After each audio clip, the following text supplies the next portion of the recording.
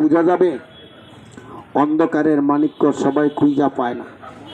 পেটের যাবতীয় ব্যথার জন্য পেটের গ্যাস হয়, অ্যাসিড হয়, বদ হজম, একবেলা খেলে আরেক বেলা খেতে ইচ্ছা হয় না।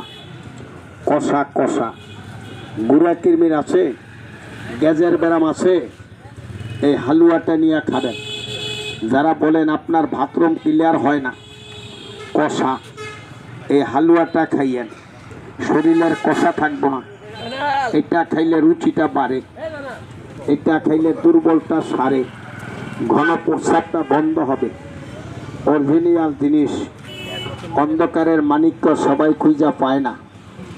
এই জিনিসটাকে নিয়ে খাবেন, আগামীকাল পাইবেন না। হাটে ঘাটে মাঠে খুঁজলে পাওয়া যাবে না। যখনে যেখানে হাফিজুর রহমান সিদ্দিক হুজুর কুয়াকাটা হুজুরের মাহফিল হয়, যেখানে সারা বাংলাদেশে শুনতে পাই, বরিশাল চরমনাইয়ের ময়দানে গেলে আমাকে পাবেন। এটাই সেই হালুয়া মোদক, এটা পারদ ঘটিত। এই পারদ কখনো কোনো ব্যক্তি কাঁচা খাবেন না। কিছু লোক আছে এই পারদকে কাঁচা খাওয়ায়, এটা কাঁচা খাবেন না। এই পারদ খাইতে হলে 3টা পদ্ধতিতে খাবেন।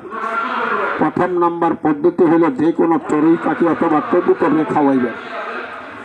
কবুতরকে খাওয়াইয়া 1 ঘন্টা পর এটারে জবাই কইরা ওর পশমগুলা ফেলে দিয়া হাড্ডিগুলাকে বাইসা ঘি দিয়া ভালো কইরা ভুনা কইরা এরপর এটাকে হামাল দিস্তায় ফালাইয়া গুঁড়া করতে হবে। এরপর এটার লগে একটা গাছ দিয়া দিবেন। গাছটাকে চিনেননি দেখেন, একটু চিনাইয়া দিয়া যায়, একটু দেখাইয়া দিয়া যায়। আইসা যখন পড়ছি, বিপদে যখন পড়ছি, না দেখাইলে তো চলবো না। কথাটা বুঝেন নাই? দোকানটা বিপদগ্রস্ত হয়ে গেছে, অন্য মাহফিলে এতক্ষণে এই ওষুধ আমার একটা থাকে না, 2টা 3টা করে নেয়। কিন্তু এই দেশের মানুষ কম বেড়া খারিয়া থাকে, ঘিয়ের কথা বুঝে না, কবুতরের কথা বুঝে না, ছানা সন্দেশও বুঝে না রে বাবা। তবে জিনিসটাকে একটু মুখে দেন, একটু খেয়ে দেখেন। এই ফলটারে চিনেননি আপনারা? এই একটা কবিরাজি শিখেন, ফলটার নাম হলো গিলা ফল। বিধানে লিখেছে যেই পুরুষের অঙ্গ প্রত্যঙ্গ হয়ে গেল ঢিলা, উনি পারলে খাইবেন এই গিলা। এই গিলাটা কেমনে খাবেন? এইভাবে নিয়ে চাবাইয়া চাবাইয়া খাবেন না।